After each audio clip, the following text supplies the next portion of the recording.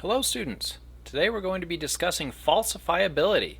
So we've mentioned this really early on in the class when we were talking about theory a little bit. We're going to dive a lot deeper into how theories work, how we move from one theory to the next theory in science in general. And so some of our examples today will be from, say, like physics and chemistry and biology, but a lot of them will be psychology examples. So we're talking about science. So that's a lot of what the Stanovich book is about. So we kind of got a taste of some science at the very beginning of this class. And then we moved on to the Dunn and Hallinan book and talked about the field of psychology, getting a job, a lot of those kinds of things. Now we're moving back to discussing how do we do science, and specifically how do we use specific research methods in psychology, because some of the research methods are a little different than some other fields of science. So let's talk about falsifiability. One of the important things here is to define and review what a theory is. So a lot of people use the word theory incorrectly. So just a layperson, you might hear them say, oh, that's just a theory in response to an argument or something like that. That's not actually the correct way to use the word theory. That's not how scientists use the word theory. A theory is something different than just some idea or guess. A theory is something a lot more broad, well-defined. So the definition of a theory, is that it's a broad idea or set of ideas together that can explain and predict observations. So it's a really broad thing. It is not just one single idea. It's a conglomerate of a lot of different ideas that can explain and predict observations. So we'll go through a couple different examples of theory. So you could think of it also as a conceptual structure. It's supported by data. So you've got all this data, you're explaining it this way. This whole explanation for how these things work, that's the theory. So it's a big, broad set of ideas, big structure, supported by data. That's what a theory is. So when you hear someone say, oh, that's just a theory as a dismissal, that's not how scientists use the word theory. So one key piece of theories, these broad sets of ideas, the data, how we explain how things work or how things happen or predict things, they have to be stated in a way that are falsifiable. So what does that mean? What does falsifiable mean? Essentially, it means that it has to be stated in a way that it could be proved false.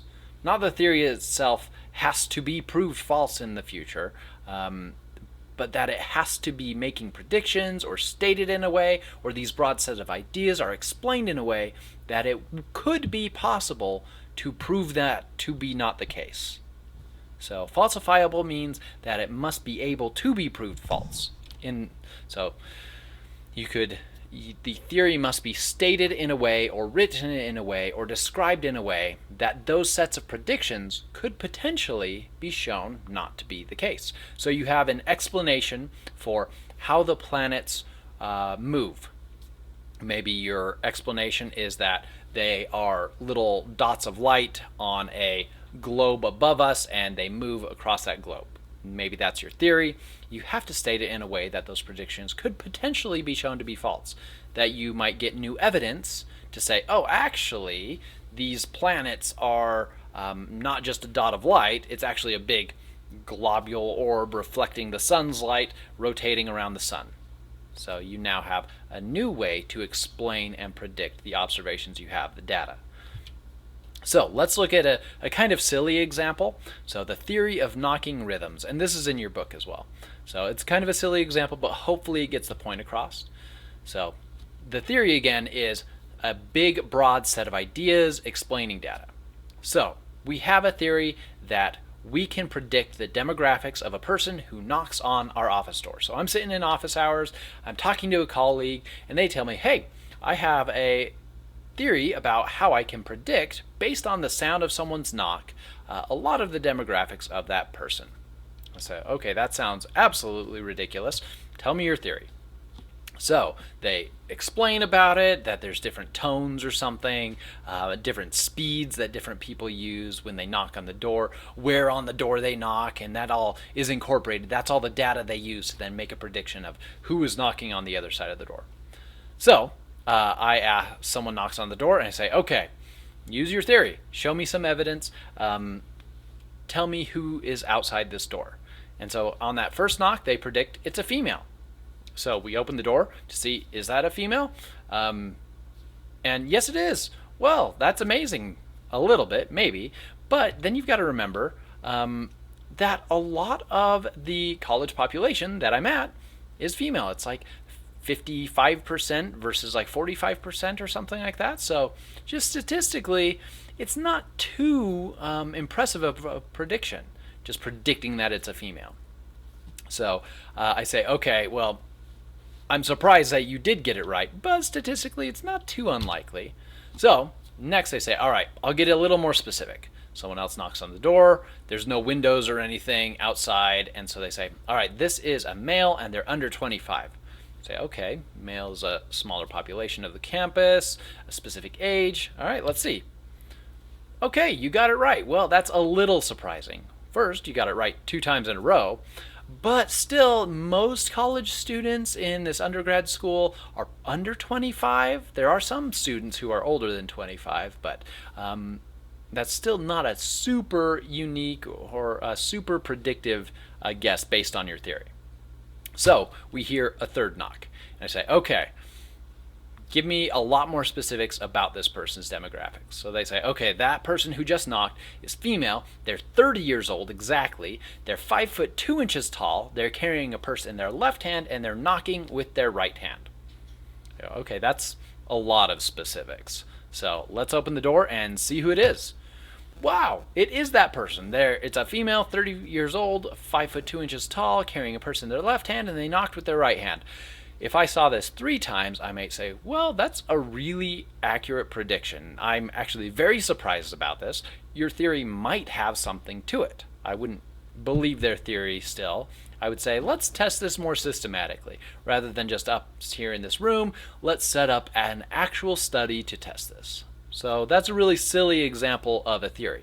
But what could have falsified this theory? Let's say we set up this research method, we set up a new study, we do some experiments. Maybe in some cases the colleague is sitting inside the room that's being knocked on. Some cases it's a recording of a knock, something like that. So we set up all these cases. This theory could be falsified, could be proved false with a few instances of them not being correct, seeing that they can't actually accurately predict every single person. Now, even if they were getting like 70% of the people right, you might say, okay, maybe your theory needs a little bit of tweaking. Maybe you need to do a little more research and add that data to your theory to make it fit for everyone. But a couple instances of the prediction being wrong would be one way you could falsify this theory. So again, this theory is saying, okay, I've taken data from knocks that I've heard in the past. It's explaining and predicting based on the height of the knock, the loudness of the knock, the tone of the knock, the speed of the knock, that I can predict these demographic variables. So seeing that they're wrong a couple times would probably make you say, this theory is false. So you've now falsified that theory. In this case, this example is just kind of a silly, fun example to talk about theories and falsification. So with that, good theories, or really real theories, allow for more specific predictions that expose themselves to possible falsification. So if you're making really general predictions, like it's going to be male or female, that's pretty general. You could probably guess that about 50% of the time, right? But making really specific predictions opens you up to be wrong, obviously, to be falsified, but it's also more useful for the scientists. If we can predict that Saturn is going to be in this area of the sky this time next year, that's a useful prediction. If we know exactly, I can predict that Saturn is going to be at this exact angle, at this exact place, and that these exact moons will be in frame, that's a lot more useful of a prediction, right? So while one, you might be able to say, yeah, I'll go point my telescope out at that general area. The other one, if you know exactly where all the moons are and exactly where Saturn is, you could use that data to say, send a spacecraft there, right? So a good theory allows more specific predictions, and that does tend to open them up to more chances of being proved false. So a bad theory, or something that we wouldn't actually call a scientific theory, or we would say that theory is not scientific, are phrased in a way that they are protected from that kind of falsification. They might change or alter and say, oh, it really does explain this because, and add like something new to it. So a good theory has to be able to be falsified or written in a way or described in a way that it could be possible to prove it false. And so I'm saying some of these things many different ways a couple different times. So if you got it the first time, maybe it's a little repetitive, so I'm sorry for that. If you're still confused, we're going to go through some additional examples though too. So with this, again, the theory is that broad set of ideas that can predict observations and explain the observations and the data that we already have. Falsifiability means you have to be able to possibly prove it false. So stating that theory, that broad set of ideas, in a way that you could prove those predictions false, or that you're not actually explaining it as it's actually happening. So let's look at a real example in real life. Definitely feel free to watch this short clip from Bill Nye. I'm not going to play it during the lecture, but feel free to pause this video right now, watch a little bit of Bill Nye about this topic. So there was a theory that matter generated spontaneously. So spontaneous generation. This is a theory about how lots of things happened. So the observations have been made since Aristotle's time, basically looking and seeing that it seemed like some matter was spontaneously generated from other nearby matter. So let's give some specific examples. So when you see a tree fall, the wood starts to die, suddenly it seems to spawn or become mushrooms. So the wood is now spontaneously generating into a mushroom. You might see you load up your ship with all your grain for your trip across the Mediterranean or the Atlantic or whatever it is, and there's no rats, there's no mice, there's no rats, but then a couple weeks into the trip, all of a sudden you have less grain, and all of a sudden you've got lots of rats. So maybe that grain has become rats. The matter has spontaneously generated from other nearby matter. And this was the commonly held theory for a lot of philosophers and scientists for a long period of time. So that matter spontaneously generated or spontaneously spawned or became other types of matter. So other researchers, so remember, that's the theory. The theory is that broad set of ideas. It's taking these observations that we make. We have this data that, well, I see dead wood, and then mushrooms appear on it, so it might be generating into that. I see the grain, and then no mice, but then later on, less grain, mice exist.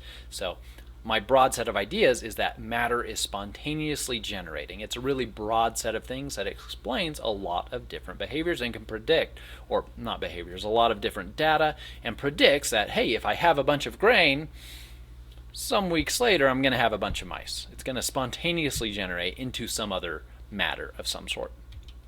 So this is how they predicted what they could see, what the data was that they had at their disposal. They were predicting how life worked, and predicting and using this data, and this was the broad theory of spontaneous generation. Real thing, real theory. So again, the theory is that broad set of ideas. Is this falsifiable? Could you possibly prove this false? Well, yes, and later researchers did.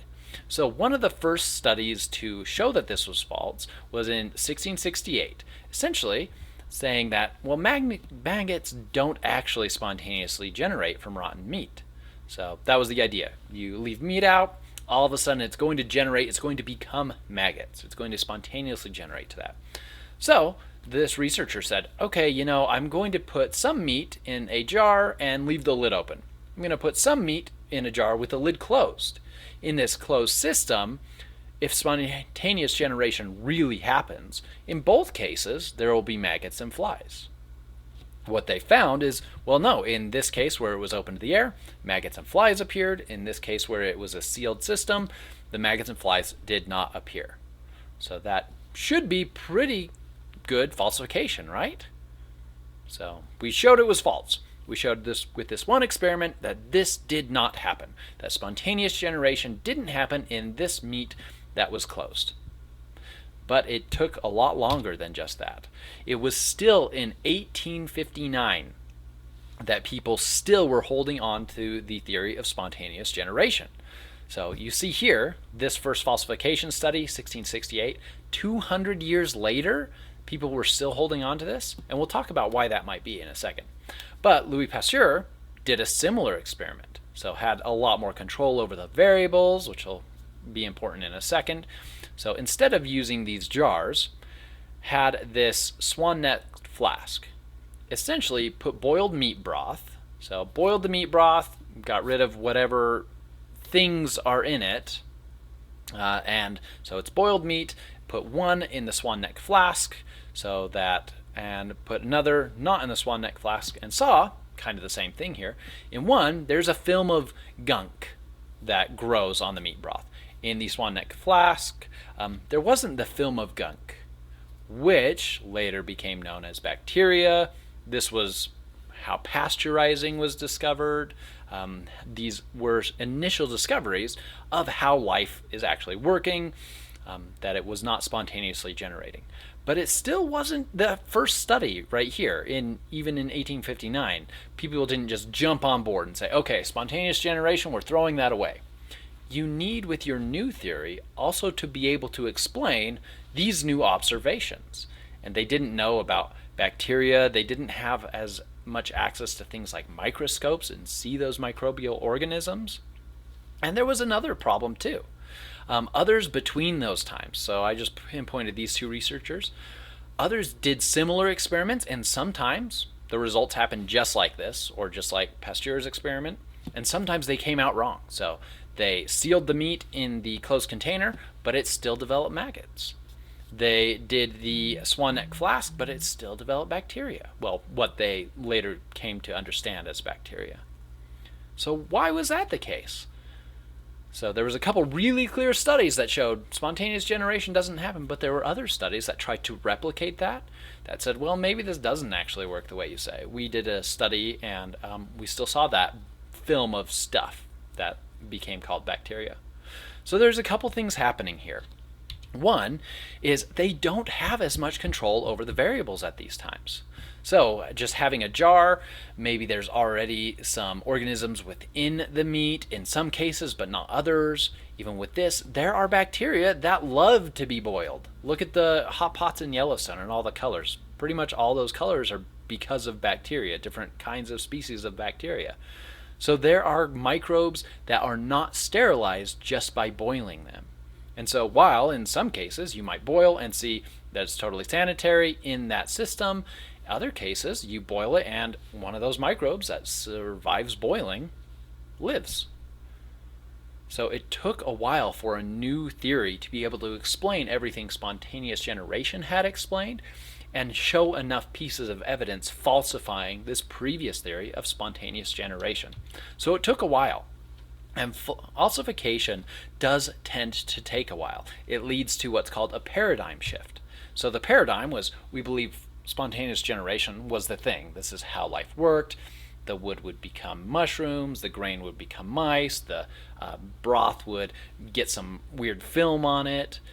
And then we had to see that falsified and explain what was happening. Explain the old data and explain the new data. So let's watch a video. I'm going to pause it quite a few times as we go through it to talk about really specific points in it, and coming back to these examples and seeing other examples in, say, physics as well. So we'll start at 3:38 and go to about 15 minutes into this video, but again, we're going to stop and start quite a few times. So rather than opening this up in a separate video, probably just watch along with this video.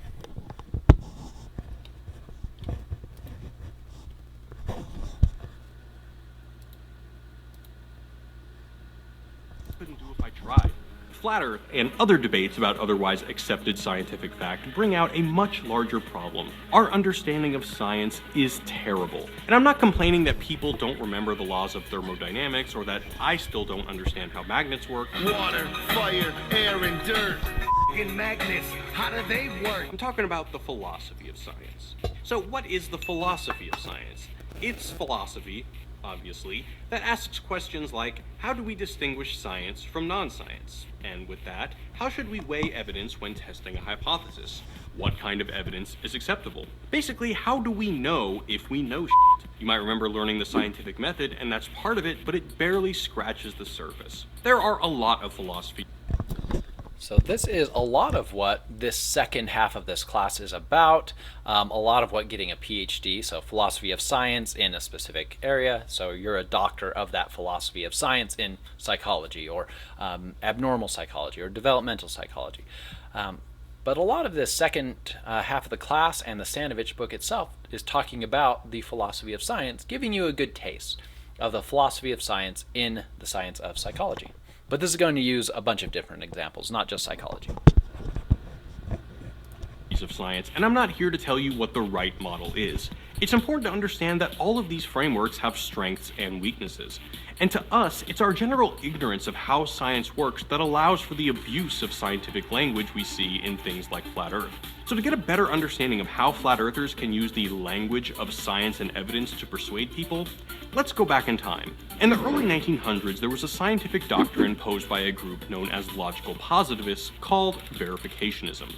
This model essentially posits that science is something that can be verified. If it can't be verified, it ain't science. So philosophical statements like the meaning of life is be excellent to each other. Not science because, how would you verify that? Let's start with a very simple example. If I were to say, this swan is white, you could say, hey, it looks white to me. I could pass it around and you could also verify it is white. So awesome, we're using our senses in a way that can be replicated by others, so it's been verified, and as such, this swan is white could be considered a meaningful scientific statement. In this model, if you want to verify that the Earth is round or flat, one way would be to go up in space and look at it. How do you know it's a globe? Well, it's because you saw this. It's not like you've been up there in your Jetsons car. Nobody's got a spaceship. And in this way, flat earthers seem to at least allude to this basic idea of verification. But how do you verify a statement like all swans are white, which Europeans considered to be the case before the 1600s? Let's say you and others have encountered thousands of swans and every single one was white. Is this evidence enough? Well, not quite for the verificationist, and this was a huge problem for them. When it came to universal statements like all swans are white, all hipsters drink PBR, all mass exerts gravitational pull, you can never truly verify that. What if there's a theoretical hipster out there who shuns PBR in favor of Heineken? Heineken? That Pabst Blue Ribbon! Or a black swan, which, by the way, was discovered by Europeans in Australia in the 1690s. Now, flat earthers may latch on to this logic and say, well, we haven't verified the Earth is round with our eyes. But if we try to apply this as a doctrine for science that all individuals have to see things with our eyes, it'd be pretty limiting. If there's an event like I'll just use Boston bombing again, I'm not going to believe any of those events are real unless I get my leg blown off. But as far as our all swans are white problem, this was a pretty big crisis for verificationism, until a philosopher named Karl Popper proposed a now famous solution. Rather than focusing on verification, scientists should rather focus on falsification. For Popper, good science is coming up with a hypothesis and then trying really hard to prove it wrong. If you can't, you can be confident in your hypothesis. Say that all swans are white, but that doesn't mean it won't get proven wrong when, say, we discover a black swan or two in ensuing decades. So hopefully you can see some connections from what's being said here to the examples we've given already, and some things we've talked about in the past. So something like replication or seeing it for yourself is kind of a holdover from this verificationism, because that was a useful piece to take to be verifying things. So yes, I have verified I see this, other researchers can verify it's still a useful piece that's part of science. But at this time, science made the shift to falsification, for making sure a theory was stated in a way that it could possibly be proved false. So whether in this example we're using flat earth, the theory that trying to broadly explain what we see in the natural world by the explanation of the earth being flat. So versus the alternative that the earth is round and part of the systems it exists in. So the paradigm shift would be from seeing it as flat to seeing it as the globe that it is. So in our case is the spontaneous generation. You could verify that. You could verify that things seem to spontaneously generate, and then you can also falsify it. Try to prove that that is not the way things actually work. Then you also need to explain, well, what's happening there when it's not working too. If a statement could not theoretically be falsified, it ain't science. So the meaning of life is to be excellent to each other is still not science. So if I thought the Earth was flat, I might design several experiments which could prove it wasn't flat. And if my hypothesis that the Earth isn't flat is correct, then it's probably time to abandon flat Earth. Importantly, proving that the Earth is not flat does not prove that it is round, nor... So that's a really important point. I'm actually going to rewind it really quickly. Falsifying one thing does not necessarily show that the theory that you think is the case is actually the case. So whether, let's say, someone knew about bacteria, came back in time and told people that, just saying, hey, I've falsified the spontaneous generation, the real theory is bacteria. Just because you've falsified the old thing doesn't mean your new theory is actually the best way to explain the data. So you still need to falsify the new theory or state it in a way that it could possibly be proved false. So I'm going to rewind that again.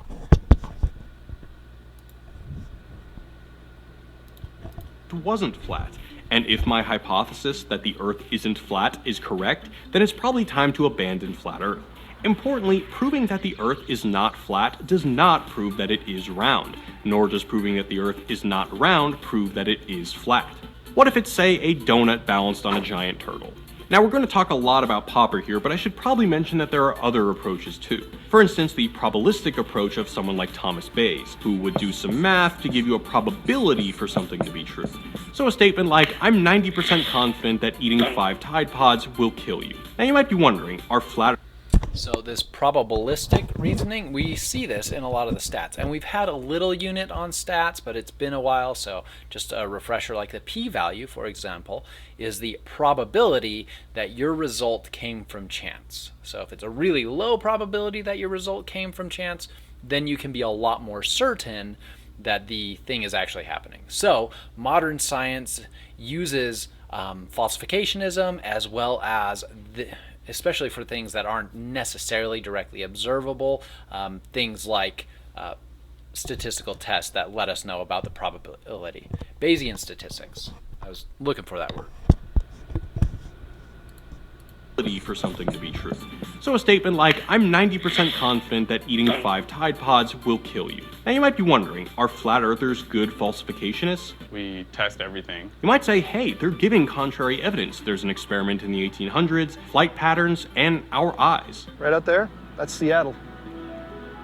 You shouldn't be able to see it. There should be hundreds of feet of curvature between us and them. You should barely be able to see the tops of those buildings. But there's a few problems, but let's focus on 2. 1, their evidence is usually bad. And 2, a big part of falsification is trying to prove your own theory wrong, not proving someone else wrong to prove yourself right. So for the first one, let's look at a darling experiment for flat earthers, the Bedford Level experiment. Samuel Rowbotham wanted to see if a boat would actually dip below the horizon as it would on a globe. And it didn't. So, round Earth disproved? Not really. Experiment design in science is really hard. One of the hardest things can be controlling what are called confounding variables, i.e. external stuff that is going to screw up your results. And for the Bedford Level experiment, so this confounding variables is one of the reasons it took so long for the spontaneous generation to be replaced by theories of things like bacteria, because we didn't have perfect control over those variables. In some of the tests, you would get rid of all the bacteria, and some of them you wouldn't. So sometimes it would show to be falsified, sometimes it wouldn't. So let's see what the confounding variables here in flat Earth are, because that seems pretty dramatic. You should expect to see the boat disappear. Why doesn't it disappear? What variables are you missing here? Called confounding variables, i.e. external stuff that is going to screw up your results. And for the Bedford Level experiment, that confounding variable was atmospheric refraction, the bending of light caused by different air densities. So you design a new experiment to control for that variable, and you can test that, which Alfred Russel Wallace, a famous scientist, did. And that experiment, which uses objects that are higher up to control for refraction, provided evidence that the Earth was round. It's also more or less the experiment this guy does in the documentary. Which brings us to the second point, and an actually interesting question for science and falsificationism. Scientists raising contrary evidence is important in the scientific community, but flat earthers don't just want to falsify the round Earth, they want to prove a flat Earth. And that statement that the Earth is flat, as Popper would argue, also needs to be tested. We have constantly to criticize our own theories, our own interpretations. But can it? So remember again, theory is that big, broad set of ideas all put together to explain and predict things. Let's look how this plays out with this guy in his laser gyroscope and this guy with his flashlight. In the case of the gyroscope, a drifting gyroscope would suggest that the Earth is not flat, which turns out to be the case. We found that we were picking up a drift, a 15-degree-per-hour drift. And with the flashlight experiment, a light source that did not align with his holes correctly would also suggest that the Earth is not flat, which also happened. Interesting. Interesting there. So time to drop your previous hypothesis and come up with a new one to falsify. Right? Well, not quite. The problem with most woo-woo, whether it's anti-vaxxers, flat earthers, creationists, and so on, is that if you ask them, what evidence would you require to renounce this theory? The answer is, it probably doesn't exist. I won't change my mind on anything, regardless of the facts that are set out before me. As Behind the Curve highlights, even evidence to the contrary isn't quite enough. Instead of moving on, Laser Gyroscope Guy is convinced that heavenly energies are messing with his data, and the flashlight guy had some kind of reason to ignore the results of his experiment. Proposing a theory that can be falsified doesn't seem to be the name of the game for woo-woo. This point is made so ironically clear when Patricia Steer, a flat earther, realizes that claims that she works for the CIA can never be sufficiently disproven to satisfy her critics. The thing about all of these things is I can't prove any of it wrong. Believe it or not, this kind of mental gymnastics that we see with our flat earth experimenters is a basic problem in a ton of science, not just flat earthers. Because one compelling criticism of falsificationism is that tests and hypotheses don't exist in vacuums. They exist in larger systematized theories. If we consider science to simply be the process of trying to falsify various claims, we can see the limits of this model with Newton's physics, who I think we can all agree is an OG scientist. Newton came up with his laws of motion, his theory of gravity, he also invented calculus, and they all worked together. Armed with Newton's theories, scientists made predictions about how the solar system worked, figuring out celestial orbits with a combination of observation and math. Building on his theory, So this is a good example of previous theory was replaced by Newton's theories based on the observations. The theories were described in a way that could potentially be viewed or could potentially be proved false, and we'll see where that has gone since then. Also good to remember and try to think back of how this applies to the spontaneous generation example, so that you need to, once, falsify that evidence, but also you need to explain what's happening too. So that was falsified. In some cases, you might, I'll get to that point in a second. Let's watch a little bit more of this first. scientists made new claims and tested those claims, and then those claims would become the basis for other tests. Yes, science! Now, where's the problem? Well, Newton's model predicted Mercury's orbit would do one thing, and then it did not that. So, does this falsify Newton's model? And if so, should we all just drop it and move on? Of course, he also thought he could turn metal into gold and died eating mercury, making him yet another stupid... Well, in contrast to falsificationism, physicist Thomas Kuhn understands science as working in paradigms. So for Newton's physics, keep on poking holes in it, but don't throw the baby out with the bathwater until your inquiries point to some bigger, badder paradigm that comes around and can do everything Newton's model can do, but better. In this case, that bigger, badder paradigm was Einstein's relativity. And so for Newton, instead of Mercury proving him wrong, scientists just tweaked the model for as long as they could. Newton's laws could accurately predict so much, not just the movement of most celestial bodies, but basic locomotion, engineering, and so much more. So certainly it wouldn't be good to throw it all away.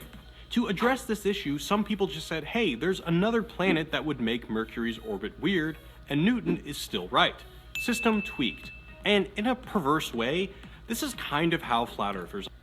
So this is one thing that scientists need to decide as they see things being falsified. So an aspect of their theory is not predicting the way you expect.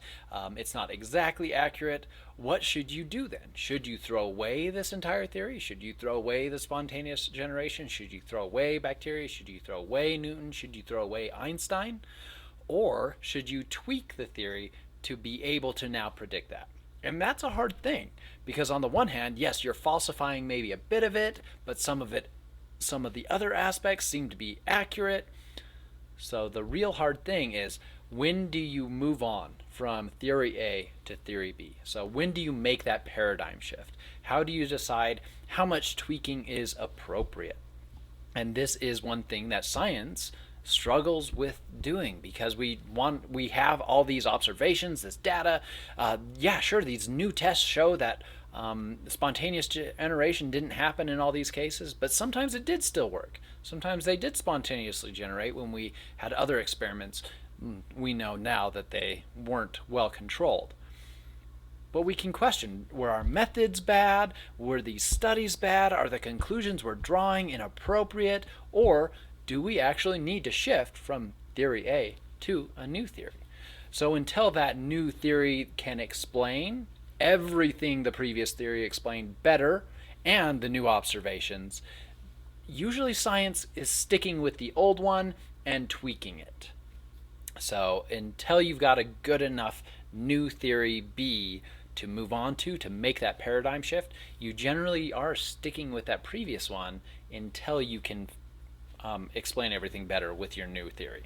So an example of that, we go from Newtonian physics, general relativity, quantum mechanics. So we won't go into a ton of depth in that area, but that's another paradigm shift that's happening in the world of physics to explain everything before and the new observations as well. Some people just said, hey, there's another planet that would make Mercury's orbit weird, and Newton is still right. System tweaked.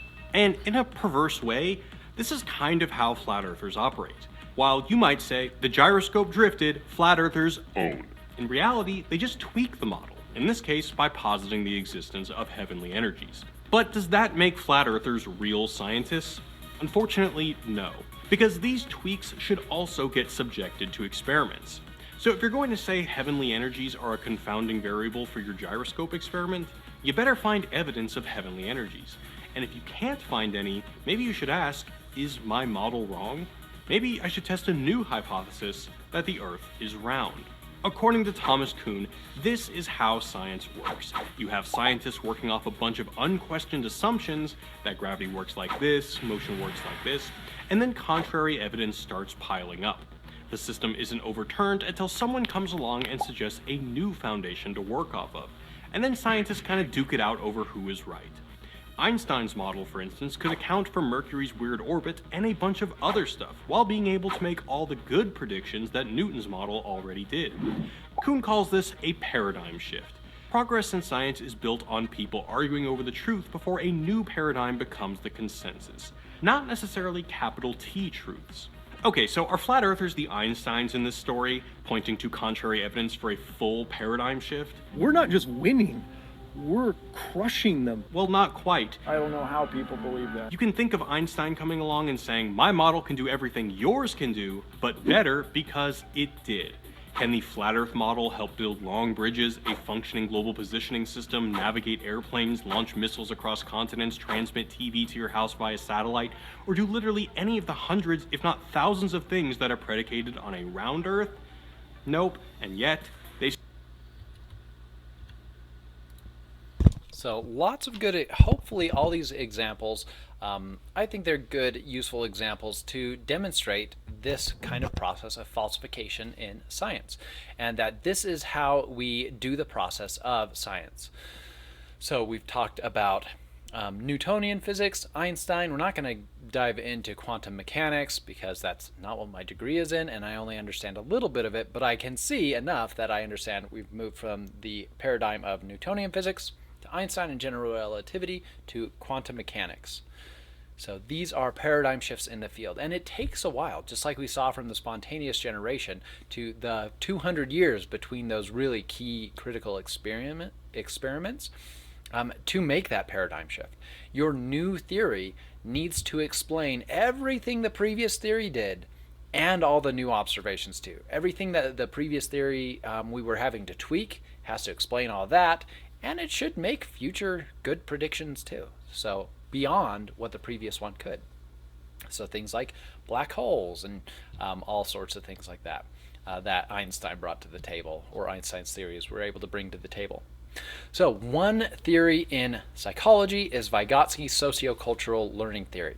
So the big broad set of ideas is that it emphasizes how people can learn over time based on their culture, basically giving them tools, giving them information, and helping them develop over time. So that's the big broad bit. We're going to look at just one specific model from the theory, and that's the zone of proximal development. So this image over here is a visual representation of the model. Basically any person, you could say child, adolescent, adult, has some capacities that they're able to do. Right? Vygotsky's sociocultural theory says, hey, with the culture around you, with the people around you, with help, you can do more. And then there are things that you can't do yet. So let's take a child as an example.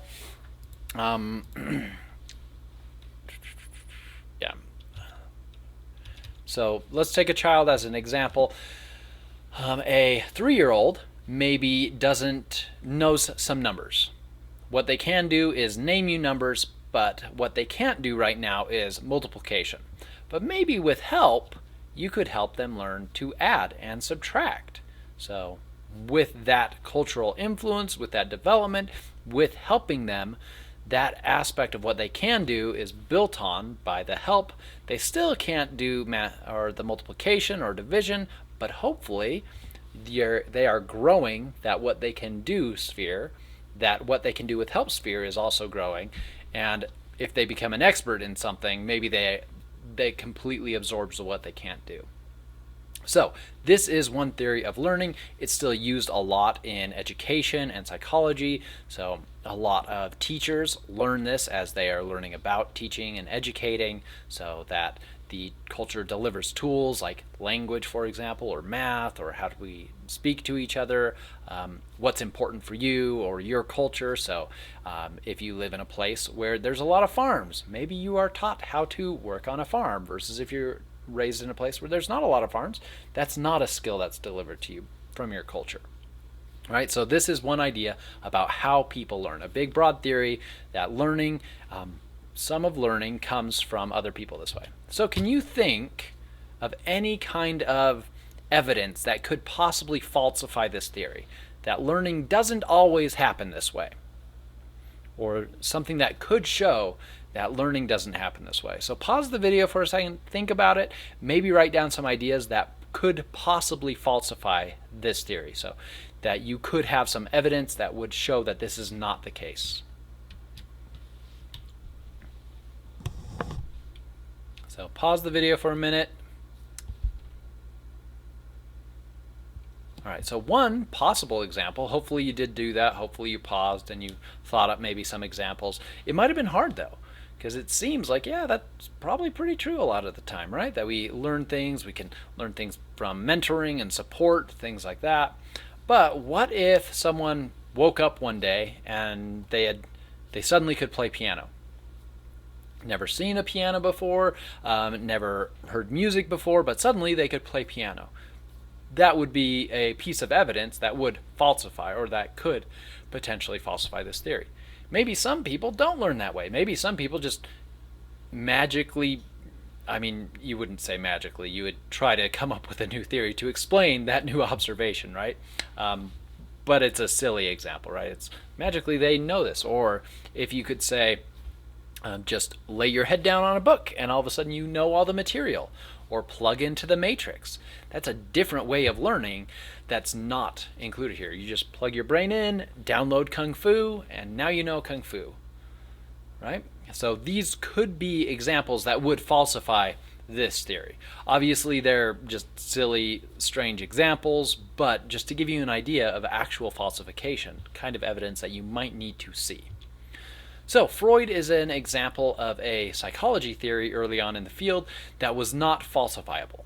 Freud's theory talked about a very complicated structure of human personality with the id, superego, ego, that explained every single aspect of human behavior, but it explained it after the fact. So after you see a specific behavior, Freud could analyze that, or other psychoanalytic theorists at the time could analyze that and tell you exactly how the id, ego, and superego were working with your previous trauma, your memories, your unconscious motivations. A lot of it was unconscious reasoning and explaining that. But it couldn't predict the behavior before the behavior happened.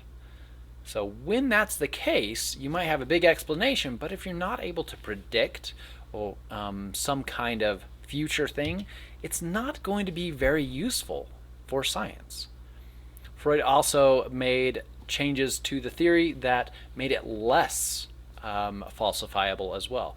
When presented with different evidence, would say, oh, well, sometimes it just works that way, right? It wasn't a falsifiable theory. Since then, psychoanalytic theory has become a lot better. There are still psychoanalytic theorists today. This is hundreds of years later, where they are a lot more scientific, and there are specific things. You can still find people who know a lot about psychoanalytic theory today that's much different than at this time. A lot better science than it was at the time. So again, theory is that broad set of ideas that can explain and predict observations. So broad explanations of general relativity, broad explanations of spontaneous generation, broad sets of explanations on how we learn as humans, but they have to be written in a way that it could be possible to prove it false. So when you're thinking about making that paradigm shift, yes, theories will get tweaked as you see, oh, it doesn't quite fit this. And some of those tweaks, you might say, well, that's not appropriate. That tweak is not faithful to the original theory. We need something new, and that's good. Then make the new, better theory. All right? So come up with those new theories to explain these things. Again, though, it has to explain everything the previous theory did and all the new observations. So that paradigm shift generally takes a while. So we're talking years, even decades in the scientific community, even today. So moving from things like Einstein to later theories about how matter all interacts. So let's talk now about a hypothesis. It was mentioned a couple times in that video. A hypothesis is a really specific testable idea or prediction. So you come up with hypothesis because a theory says a certain thing, right? So spontaneous generation, I want to do a study, I will come up with a hypothesis.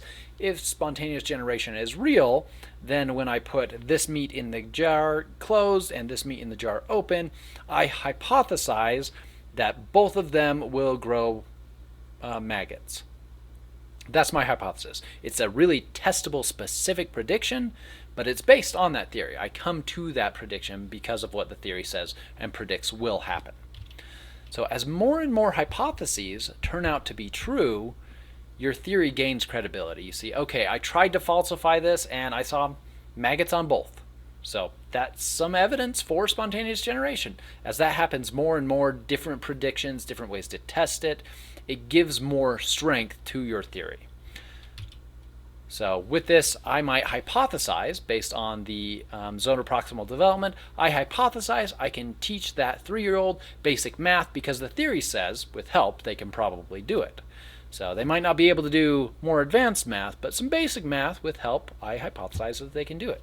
You test it, see that your hypothesis was confirmed, you say, okay, theory is looking good. It has some support backing it up. It has some additional data to say this theory looks good. So with that being said, let's take a quick look at some current theories in developmental psychology. They are very systems focused. So this is one model. It's really this bioecological systems theory is the big broad theory. This is two different visual representations of it though.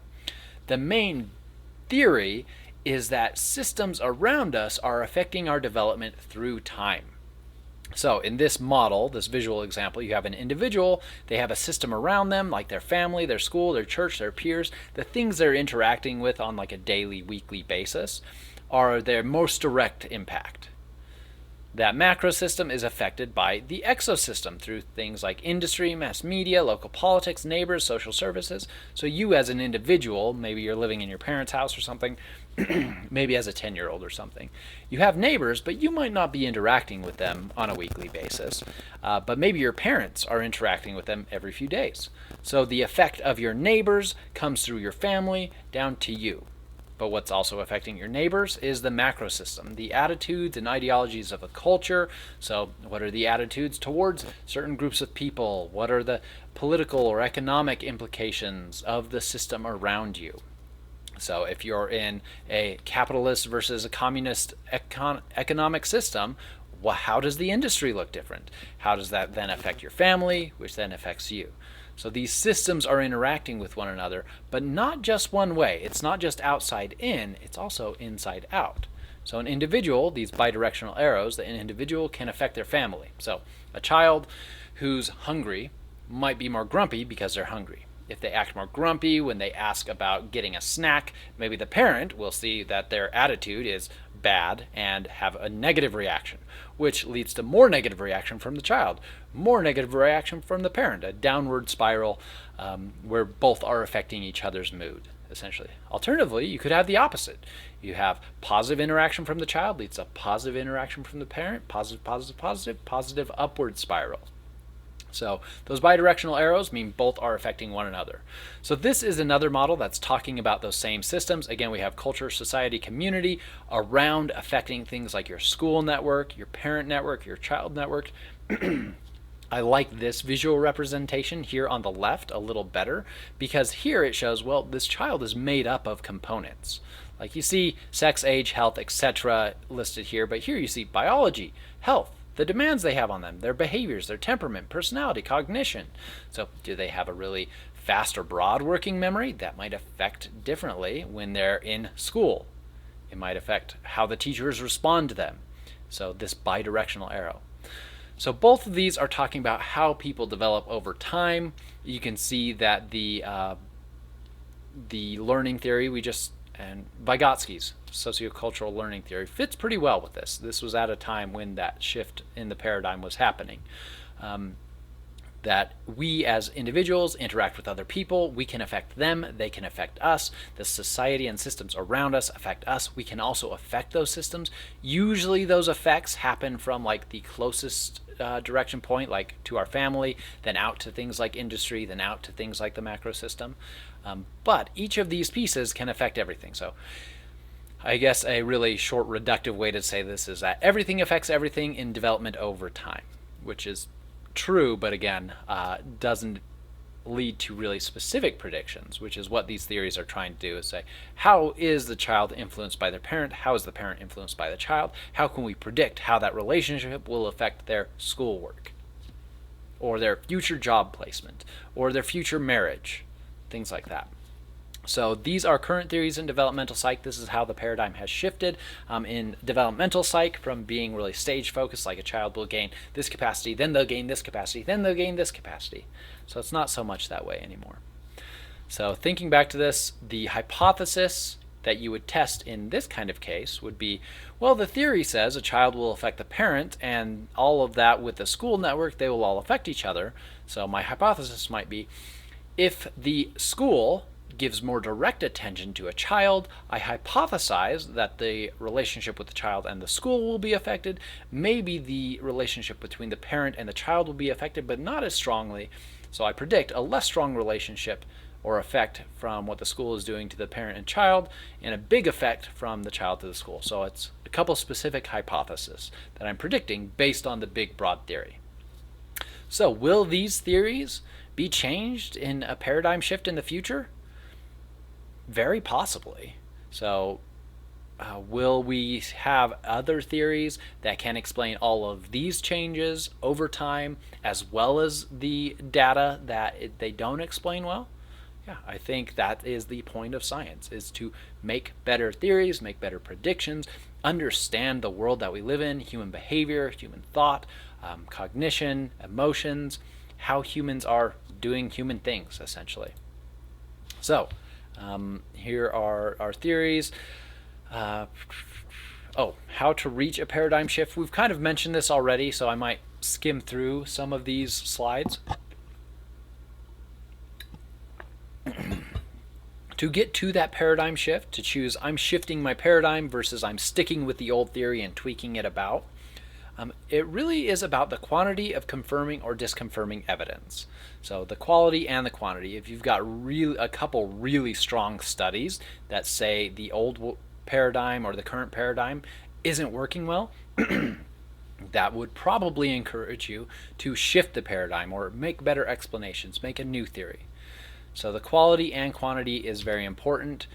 If your data isn't reliable, if it's not valid, so if you do your spontaneous generation example and it doesn't work out, well, did you have full control over those variables? If you didn't, it's not valid data. If you have too small of samples, if you've done mistakes in your studies, then those individual studies might not be strong enough quality of data to give you confirmation or disconfirmation about the theory. So, scientists tend to focus on the fringes of what is well known. So we don't really retest theories or hypotheses. We look at where is it at? What does the theory say is going to happen in this area that we don't know anything about? And when we do that, when we're looking at that far end of like, this is how far Einstein's theory of relativity can push us, but what about this? Or this is what Vygotsky's sociocultural theory can tell us, but what about this? When we are working on those edges of what we understand, we'll sometimes, one, make mistakes in methods, but sometimes we'll find things that are new or interesting or don't fit our previously held theory. So when you hear someone say, well, science is always changing, well, that's because once we figure out something's working, like blood circulates through arteries and veins, we don't really need to retest that again. We can move on to exactly how other things are happening within the body or how other things are working within planets or systems, right? So after we come pretty solidly, in high school you might have been taught that a theory might become a law. Scientists don't use that. Scientists don't use the term law. That's why the theory of gravity is still called the theory of gravity. We've got some pretty good explanations of how and why gravity works, but we've moved those explanations of gravity through Newtonian physics to Einstein to quantum mechanics. So we're just explaining what's happening better over time. And so, yeah, when we do this research, when we're focusing on the fringes of what's known, we will come up with things that make us have to make tweaks to theories, move to a new paradigm. So we're studying things we don't yet understand well.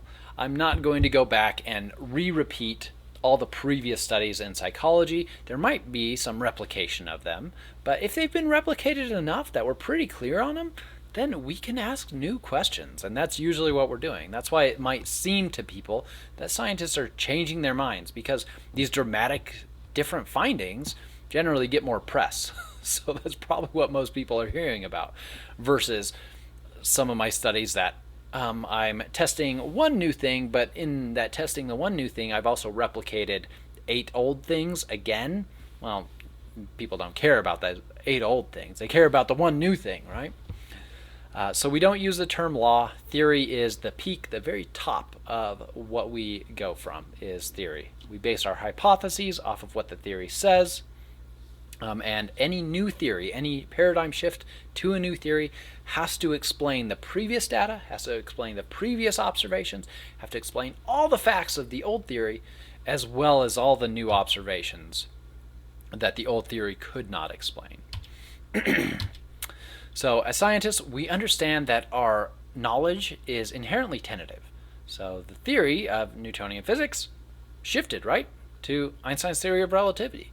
Shifted again. So we are open to that revision. So as humans, we might hold on to our ideas. It might be hard for us to make that shift of that paradigm, but the field as a whole does a good job at seeing, like, this is the old theory, it's not explaining these well, maybe we can tweak it. Oh, this new thing is explaining all of that better, let's shift to it. So science as a whole, we work together to understand things a lot better. So with that being said, we are coming to knowledge claims that are certain, that we can be certain about. As you're replicating things, you can be solid in specific facts. You can explain gravity from Newtonian model through Einstein's model and beyond, but that data, that knowledge claim of how gravity works, or that gravity does work, stays the same. It can just be explained better. So science is that process or method to come to that more certain knowledge. And we do that through individual studies that test individual hypotheses that support or disconfirm aspects of theories. So, all right, that is the end of that. We're going to go into more of the Stanovich book on exactly the research methods that psychologists use. But if you are interested in this subject on falsification, the philosophy of science, go and look up some philosophy of science courses. It's a really important aspect, especially if you want to go into research in psychology, to have a much clearer and broader understanding of the science, the philosophy of science. So getting some more history of Popper and the alternatives at the time and the paradigm shifts that we had. That'll end up being really important as you go into grad school for doing research. If that's not your focus, then hopefully this is giving you a lot clearer picture of how science works and how we do science. All right, I'll see you for a later chapter in Stanovich.